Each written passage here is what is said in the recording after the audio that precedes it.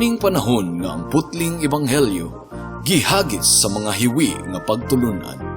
Kinahanglan mo barug ang mga tinunan ni Kristo sa pagpakigbisog sa paglaban sa pagtuo, nga magkausa ug alang sa tanang panahong gihatag sa Dios ngadto sa iyang katawan. Maoy hinungdan nga namugna kining tulumanon ang putling ebanghelyo. 30 minutos nga pagsabwag sa tinuod nga ebanghelyo. Kauban ni Pastor Jeremias Hangad, ang putling ebanghelyo. Tulumanon nga gihatod kaninyo sa Herald of Grace Radio Ministries Philippines. Ang putling ebanghelyo. Ang putling ebanghelyo. Ang putling ebanghelyo.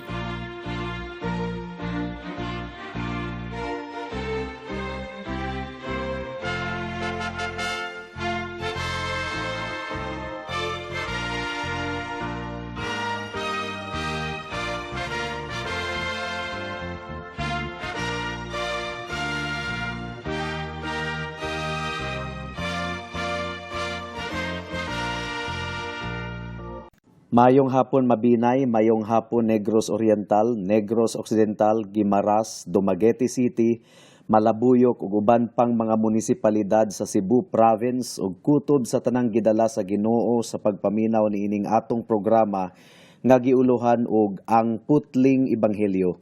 Kini ang inyong igsuon ug higala sa kahanginan si Pastor Jeremias Lauri Hangad sa Herald of Grace Radio Ministries Philippines, dinuyugan sa iglesia nga nag-sponsor niining atong programa, ang Salitran Covenant Bible Church sa Barangay Salitran, Dakbayan sa Dasmariñas, probinsya sa Cavite. Ang atong teksto ning takna sa kahaponon makita sa mga buhat Kapitulo 20, versikulo 1 hangtod sa 6. Ang giingon diri, sa pag-undang na sa kagubot, gitigom ni Pablo ang mga magtutuo ug human niya sila dasiga na namilit siya kanila ug miadto sa Macedonia. Miagi siya ni adtong mga dapita ug gidasig usab niya ang mga magtutuo didto. Unya miadto siya sa Gresya ug didto nagpabilin siya 3 ka bulan. Nangandam na siya sa pag-adto sa Syria sa dihang nahibaluan niya nga ang mga Hudiyo naglaraw sa pagpatay kaniya busa mibalik siya agi sa Macedonia. Si Sopater nga anak ni Piro nga taga Berea mikuyog kaniya. Nanguyog usab sila si Aristarco ug si Segundo nga mga taga Tesalonica. Si Gayo nga taga Derbe, si Timoteo ug sila si Tikiko ug Trofimo nga taga lalawigan sa Asya. Miuna sila ug naghulat kanamo didto sa Troas. Unya pagkaliwas sa kasaulugan sa pan nga walay patubo, milawig kami gikan sa Filipos ug sa paglabay sa 5 ka adlaw nangabot kami sa Troas ug didto nagpabilin kami usa ka semana. May the Lord bless the reading and hearing of His word. Usa sa mga tahas sa usa ka matinud-anon nga magwalali, mao ang pagdasig sa mga katawhan sa Ginoo. Ang giingon sa bersikulo 1 sa atong teksto, paminawan ninyo mga kahigalaan, sa pag-undang na sa kagubot, gitigom ni Pablo ang mga magtutuo ug human niya sila dasiga na namilit siya kanila ug miadto na sa Macedonia. So nakita ninyo, aduna gayoy elemento sa pagdasig ang pagwali ni Pablo. Human sa kagubot nga nahitabo, sumala sa atong gitun-an ni adtong miaging semana didto sa Efeso. Nabati ni Pablo ang panginahanglanon nga dasigon ang mga kaigsuunan nga mulahutay sa dalan sa pagtuo. Ilabi na karon nga mobiyaay na siya kanila padulong sa Jerusalem. Ug nagtuo ako mga kahigalaan nga ang tanang wali kinahanglang sagulan og elemento sa pagdasig ug pag-awhag tungod kay ang tanang magtutuo sa tanang lakang sa kinabuhi nanginahanglan gayod niini. Ang giingon sa ikaduhang Timoteo kapitulo 4 bersikulo 2, pagkugi kanunay sa pagwali sa mensahe sa tanang panahon gayod, daniha, badlunga, dasiga ug tudloi uban sa pagpailob ang mga tawo. So niining tungura sa atong teksto, Nabati gayud ni Pablo ang gidak-on sa panginahanglanon nga madasig ang mga simbahan didto sa distrito sa Macedonia. Malagmit nga naluya ang mga simbahan didto human sa kagubot nga nahitabo didto. Mao nga gidasig o gipainit ni Pablo ang ilang mga kalag. Ug nagtuo ko nga ang tanang mga pastors kinahanglang masayod sa espiritual nga kahimtang sa ilang mga miyembro aron makadasig sila og insakto kanila. Adunay tulo ka bahin ang atong pamalandong ning takna sa kahaponon. Una, ang biblikal nga konteksto sa pagdasig. Ikaduha, ang mga gitugahan sa Dios nga mga magbubuhat alang sa ministeryo sa pagdasig. Ug ikatulo, ang biblikal nga pamaagi sa pagdasig. Mudangat na kita sa unang punto, ang biblikal nga konteksto sa ministeryo sa pagdasig. Kung atong tun-an ang nagkalain-laing bahin sa Biblia, mga kahigalaan, atong makatunan ang pipila ka mga general contexts of exhortation or encouragement. Una, ang kining gitawag og evangelism o pagsabwag sa ebanghelyo.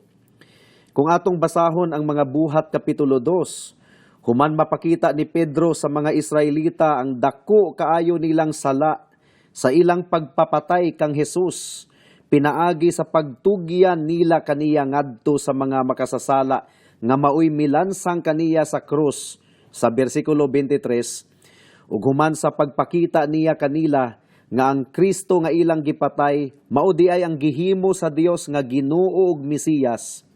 Subug-at kadto nga pagsukmat ni Pedro kanila. Apan nagpabilin lang ba ni adto ang iyang mensahe kanila? Well, wala.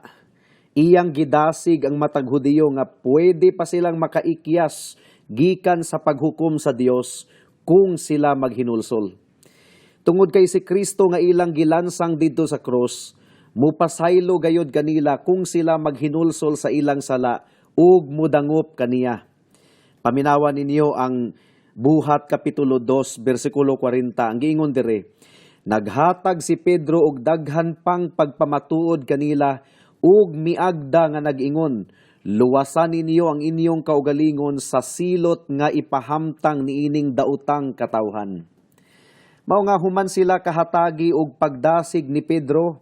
Ang giingon sa bersikulo 41, daghan kanila ang mituo sa iyang mensahe ug nagpabautismo.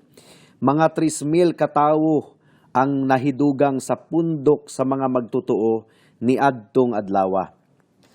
Ang ikaduhang konteksto sa pagdasig sa Biblia, mao ang pagdasig sa mga magtutuo aron mulahutay ug mupabilin sa pagpangalagad sa Ginoo. Mga buhat kapitulo 11 bersikulo 23, paminawan ninyo. Ang giingon dire, sa pag-abot ni Bernabe didto ug sa nakita niya nga gipanalanginan pag-ayo sa Dios ang katawhan, nalipay siya ug gidasig niya silang tanan nga magpabilin nga matinumanon diha sa Ginoo uban sa bug-os nga kasing-kasing. Mausab kini ang gibuhat nilang duha ni Pablo sa kapitulo 14 bersikulo 21 ug 22. Ilang gilig-on ang mga magtutuo didto sa Antioquia sa Pisidia ug gidasig nga magpadayon diha sa pagtuo. Miingon sila nga kinahanglang muagi kita sa daghang mga kalisdanan aron makasulod sa gingharian sa Dios. So ang tinuod nga pagdasig mga kahigalaan, dili magpanuko sa pagpakita sa kamatuoran nga ang kinabuhi nga Kristohanon aduna gayoy daghang mga pagsulay. We are not teaching a problem-free Christian life. That's not what the Bible tells us. Mao nga sa bersikulo 1 ug 2 sa atong teksto diri sa kapitulo 20. Gidasig ni Pablo ang mga magtutuo human sa dakong kagubot nga nahitabo didto sa Efeso. Ug sa sulod sa iglesia, mga kigalaan, dili usab malikayan nga adunay mga dili pagsinabtanay tali sa mga kaigsuunan. It really happens. Subo kayong pamalandungon kung mahitabo kini, pero Tungod kay anaa pa kita sa unod, dili gayud malikayan nga adunay mga dili pagsinabtanay tali sa mga kaigsuunan sulod sa simbahan. Ang mga magwalali kinahanglang abtik dayon nga tabangan ang mga kaigsuunan aron magkauliay ang maayong kabubuton. Nahitabo kini kang Yudia ug Sintiki, usbon ko. Kining duha ka babayi nga si Yudia ug Sintiki sumala sa nahasulat sa Filipos kapitulo 4 bersikulo 2 hangtod sa 3. Busa giawhag sila ni Pablo nga magsinabtanay. Ang giingon ni Pablo kanila, Yudia ug Sintiki, pag sinabtanay kamo ingon nga magsuon diha sa Ginoo. Ug ikaw usab tinuod kong kauban, tabangi kining mga babayhana kay naghago sila pag-ayo uban kanako sa pagsangyaw sa ebanghelyo uban ni Clemente ug sa tanan kong katabang kansang mga ngalan nahasulat sa basahon sa kinabuhi. So a rebuke is also a form of encouragement in the case of Yudia and Sintiki. Gitudlo gid nako kanunay sa mga kauban nato sa simbahan nga ang mga Christians kung adunay panagbangi magkauliay gayod, dili magtanom og kawayan. Usa pa kamatang sa pagdasig mao ang pag-awhag sa mga katawhan nga maningkamot nga motubo diha sa Ginoo. It is because in reality, if we are not moving forward, we are moving backward. Kung wala kita miabanti, nagaatras kita. So there is only one way to go, and that is to move forward. There is no such thing as stationary Christianity or nagpundo lang. Ang mga taga-Tesalonica, nakapahimuot na sa Ginoo sa ilang pagkinabuhi, meaning to say, they are doing well in their Christian lives. Apan gidasi gihapon sila ni Pablo nga mutubo pagayod. Paminawan ninyo ang unang Tesalonica kapitulo 4 bersikulo 1. Ang giingon dire, karon sa ngalan ni Ginoong Hesus, naghangyo kami ug nag-awhag kaninyo sa pagkinabuhi ug labi pang makapahimuot sa Dios. Ug gisumpayan pagayod kini ni Pablo sa bersikulo 10, ang giingon dire, busa mga igsuon, naghangyo kami kaninyo nga dugangan ninyo ang kainit sa inyong paghigugmaay. So dili day ta dapat makontento sa espiritual nga pagtubo nga atong naangkon karon. Kinahanglang palabwan pagayod kuno. We should strive for more spiritual growth. Ang tinuod nga dunay kinabuhi mutubo gayod. Ang sanga sa kamunggay nga buhi kung imong itanom mutubo gayod. Ang patay nga sanga ang dili mutubo. So kung ang usa ka Kristohanon wala nagatubo, basin og dili siya tinuod nga Kristohanon, basin og patay paghihapon ang iyang kalag. Tungod kay usa sa ilhanan nga adunay kinabuhi ang usa ka tawo sa iyang kalag, mutubo gayod siya. Well, unsa pa? Giawhag usab kita sa Biblia nga magkugi alang sa atong panginabuhi ug dili magtinapulan. Paminawan ninyo ang ikaduhang Tesalonica kapitulo 3 bersikulo 6 hangtod sa 12. Ang giingon dire, mga igsuon sa ngalan sa Ginoong Hesukristo, palayo kamo sa tanang kaigsuunan nga nagtinapulan ug wala magtuman sa mga pagtulunan ug pamatasan nga among gibilin kanila. Kay nahibaluan ninyo nga angay kamong musundog kanamo. Wala kami magtinapulan sa diha pa kami uban kaninyo. Wala kami magpadulot ug pagkaon nga wala namo bayri. Hinuon nagbuhat ug nagbudlay kami sa adlaw ug gabii aron dili makahasol kang bisan kinsa kaninyo. Gihimo namo kini dili tungod kay wala kami katungod sa pagpangayog suhol, kundili aron mahimo kami ninyong sumbanan. Kay samtang diha pa kami uban kaninyo, giingna namo kamo. Ayaw pa kana ang dili mo trabaho. Gisulti namo kini kay nakabalita man kami nga may pipila kaninyo nga nagtinapulan ug walay laing gihimo gawas sa pagpanghilabot sa buhat sa uban. Busa sa ngalan sa Ginoong Hesukristo, nagsugo kami ug nagpasidaan niining mga tawhana nga kinahanglan nga magpuyo sila nga malinawon ug magtrabaho alang sa ilang kaugalingong panginabuhi. So bisan pa ang mga practical nga butang, mga kaigsuunan, kinahanglang gayod nga dasigon ang mga tawo nga magkugi ug dili magtinapulan.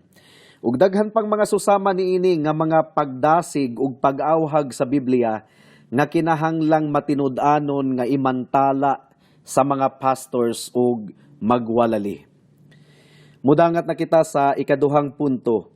Ang mga gitugahan sa Dios nga mga magbubuhat alang sa ministeryo sa pagdasig. Kinsa man ang gihatagan sa Ginoo og responsibilidad nga mudasig sa iyang mga katawhan. Well, una sa tanan ang mga pastors ug mga magwalali nga gitugahan sa Ginoo sa paglig-on sa iyang mga katawhan. Paminawan ninyo ang unang Korinto kapitulo 14 bersikulo 3. Ang giingon diri, apan ang nagsulti sa mensahe sa Dios, nagsulti sa mga tawo ug naglig-on, nagdasig ug naglipay kanila. So kinahanglang maningkamot gayod ang mga pastors nga dasigon ang mga katawhan sa Dios, ilabi na kadtong mga anaa sa tumang kabugaton. Apan dili lang ang mga pastors ang gihatagan sa Ginoo og tahas alang sa paglig-on sa mga katawhan niya. Ang mga miyembro usab sa iglesia gisugo sa Ginoo sa pagbuhat niini.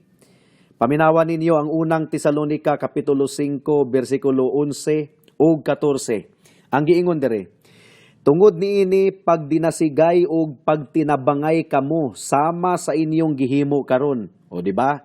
Pagdinasigay ug pagtinabangay kamo sama sa inyong gihimo karon. Mao kini ang giingon sa bersikulo 11. Sa bersikulo 14 ang giingon diri, nag-awhag kami kaninyo mga igsuon nga inyong pahimatngunan ang mga tapulan, dasigon ang talawan, tabangan ang maluyahon ug pagmapailubon kamo kanilang tanan.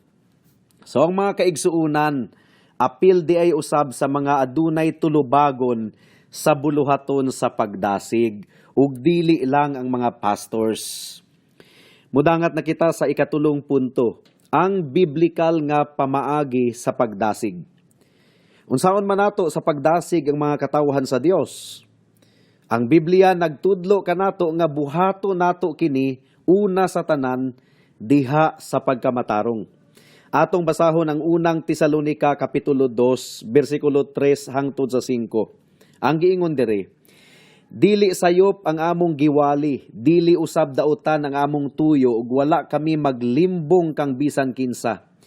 Nagwali kami kay napamatud-an sa Dios nga kapiyalan kami sa maayong balita. Wala kami tuyo sa pagpahimuot sa tawo, kundili sa Dios nga nagsusi sa atong kasing-kasing. Nahibalo kamo nga wala kami magulog-ulog kaninyo, umay gitabun-tabunan nga kahakog, ug ang Dios maoy among saksi. So klaro kaayo mga kaigsuunan, nga ang pagdasig, kinahanglang buhaton kini diha sa pagkamatarong. Walay ulog-ulog. Ikaduha, ang atong pagdasig, kinahanglang giniyahan sa insakto nga doktrina. Ang Tito kapitulo 1 bersikulo 9, naglarawan kanato sa usa ka mahinungdanon nga kinaiya nga kinahanglang mabatunan sa usa ka pastor. Ang giingon diri, kinahanglan nga magpabilin siyang lig-on diha sa kasaligan nga pagtulunan nga gitudlo kaniya aron makadasig siya sa uban ug makabadlong sa sayop niadtong musupak niini. So the ministry of exhortation should be in accordance to sound doctrine. Ug ikatulo, kinahanglang nakasentro kang Kristo ang tanang buluhaton sa pagdasig sa mga katawhan sa Dios. Paminawan ninyo ang giingon sa Hebreyohanon kapitulo 4 bersikulo 14 hangtod sa 16. Ang giingon diri, busa lig-unon ta ang atong pagtuo kay duna kitay pangulong pari nga halangdon nga atuan na sa presensya sa Dios. Siya mao si Jesus, ang anak sa Dios, ang atong pangulong pari Dili sama sa ubang pari nga dili mo batig kaluoy sa atong mga kahuyang, kundili usa siya ka pangulong pari nga gitintal sa tanang paagi sama kanato apan wala gayud makasala. Busa dili kita magpanuko sa pagduol sa trono sa Dios, diin anaa ang grasya. Dinha madawat nato ang kaluoy ug ang grasya nga atong gikinahanglan.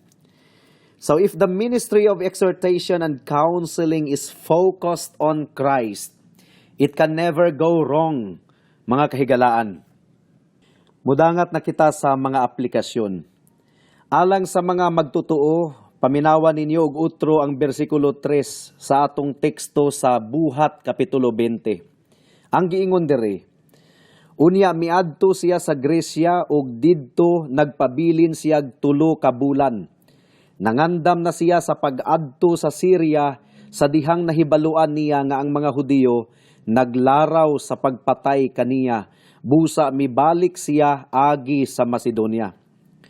Kung namatikdan ninyo mga kaigsuunan, daghan ang higayon nga akong ginatudlo dinhi sa kahanginan, nga ang mga kaaway sa Ebanghelyo, giniyahan sa ilang amahan nga mao ang yawa, dili gayod passive sa ilang pagpakigsangka, batok sa mga sulugoon sa Dios. Kung aduna lang gayod sila higayon, they could go as far as killing the preachers of the gospel. Nahitabo na kini sa nagkalain-laing dapit sa kalibutan, nga ang mga magwalali gipang patay. Ang ubang kaso tungod sa kasina, sama sa mga Hudiyo sa atong teksto karon nga nasina kang Apostol Pablo. Apan ang kasagarang rason nganong pagapatyo nila ang mga magwalali, mao nga nasuko sila pag-ayo gumikan kay ang mga magwalali nagamantala man sa kamatuoran. Ang Ebanghelyo dili magpanuko sa pagpahibalo sa mga katawhan nga sila makasasala gumikan kay misupak sila sa balaod sa Dios. Nga kung dili sila maghinulsol ug mubiya sa ilang kasalanan ug mutuo ug musalig sa atong Ginoong Hesukristo lamang, ingon nga Dios ug manluluwas, maalaot gayud sila hangtod sa kahangturan. Kini nga mensahe, mga kaigsuunan, makapasuko gayud kanila.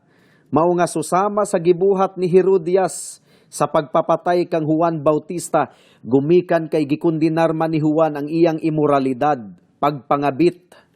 Ang mga kaaway sa Ebanghelyo, aktibo gayod nga magalaraw og dautan, aron mapukan ang mga mensahero sa Ginoo. Salamat na lang gani tungod kay sa bersikulo 4 ug 5, gisuportahan o giatimanan og duro si Pablo sa mga kaigsuunan sa pagtuo aron makalikay siya sa daotang laraw sa mga Hudiyo. Alang sa mga wala pa kang Kristo, nagaawhag ang Dios kaninyo karon nga makig-uli kaniya samtang aduna pay higayon. Andam siya sa pagluwas sa tanang mudangup kaniya ug mupasaylo kanila ug mulimpyo sa tanan nilang kasalanan. Mao nga ikaw higala duol kang Hesus karon ug iya ikaw nga pagaluwason. Amen. Hangtod din hilang kita taman sa atong pagtuon ning takna sa kahaponon tungod kay wala na kitay oras pa.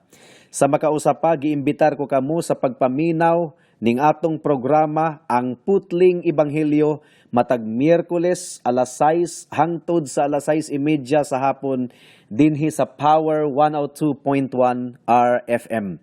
Daghang salamat.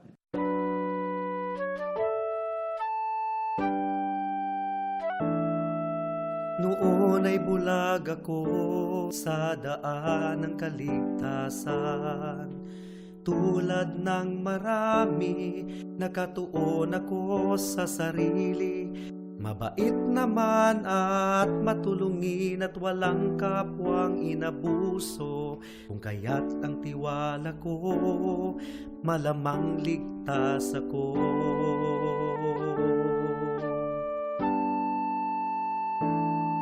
Ngunit ang isipan ko'y binuksan ng Panginoon. Bigat ng kasalanan ko'y pinakita niya sa akin. Dagdag pa ang aking puso, likas na sa Diyos ay umaayaw.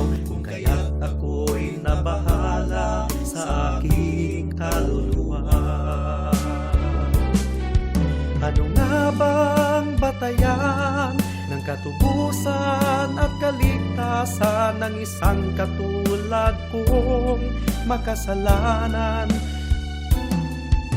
Ngayon ay batid ko na ako'y walang magagawa upang ituwid ang aking kaluluwa sa harapan ng Diyos. Ako'y tumawag kay Jesus at nagtiwala ng lubos sa kanyang kapatawaran at awang puspos. Siya lang ang manunubos pagkat siya'y namatay sa krus. Dahil sa aking kasalanan, ang sumpa sa kanya'y binuhos.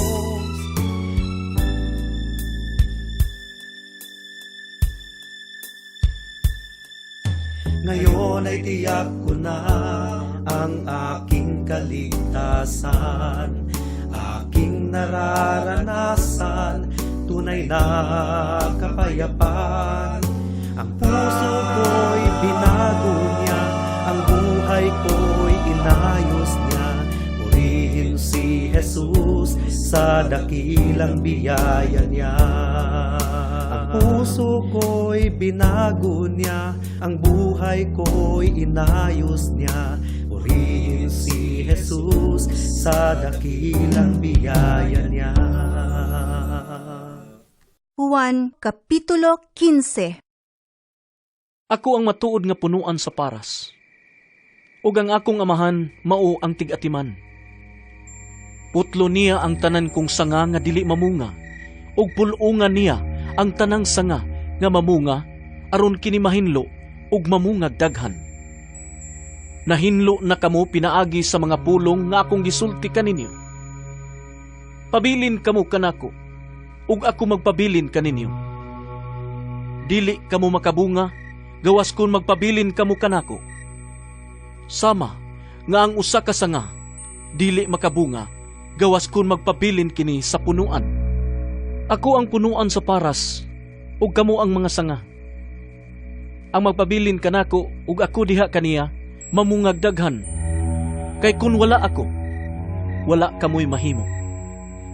Ang dili magpabilin kanako mahisama sa usa ka sanga nga ilabay ug malaya.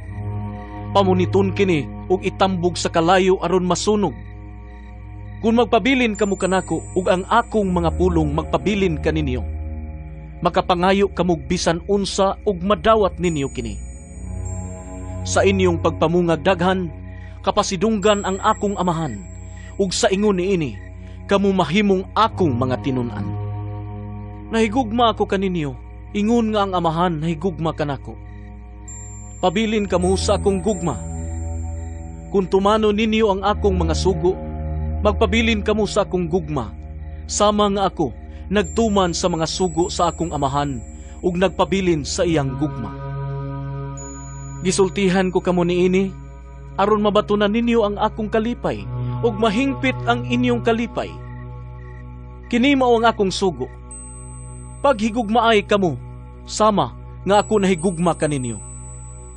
Ang labing dakong gugma nga ikahatag sa usa ka tawo ngadto sa iyang mga higala, mao ang paghatag sa kaugalingon niyang kinabuhi alang kanila. Kamo akong mga higala, kung buhaton ninyo ang gisugo ko kaninyo. Dili ko na kamo tawgon nga mga sulugoon. Kaya ang sulugoon wala mahibalo sa gibuhat sa iyang agalon. Hinuon, tawgon ko kamo nga akong mga higala. Kay gisultihan ko man kamo sa tanan nga nadungog ko gikan sa akong amahan. Dili kamo ang nagpili kanako. Ako ang nagpili ug nagtudlo kaninyo, aron kamo manlakaw ug mamunga ug bunga nga mulungtad. Busa, ihatag kaninyo sa amahan, bisag unsa inyong pangayoon kaniya pinaagi sa akong ngalan. Kini mao ang isugo ko kaninyo. Paghigugmaay kamo. Kung nasilag kaninyo ang kalibutan, hinumdumi nga ako'y unang gikasilagan niini. Kung kamo iya pa sa kalibutan, higugmaon unta kamo sa kalibutan, ingon nga iya sa kalibutan. Apan gipili ko kamo gikan niining kalibutana, ug kamo dili na iya sa kalibutan. Busa, nasilag kaninyo ang kalibutan. Hinumdumi ang akong giingon kaninyo. Walay ulipon nga labaw sa iyang agalon. Kung gilutos nila ako, lutuson usab kamo nila.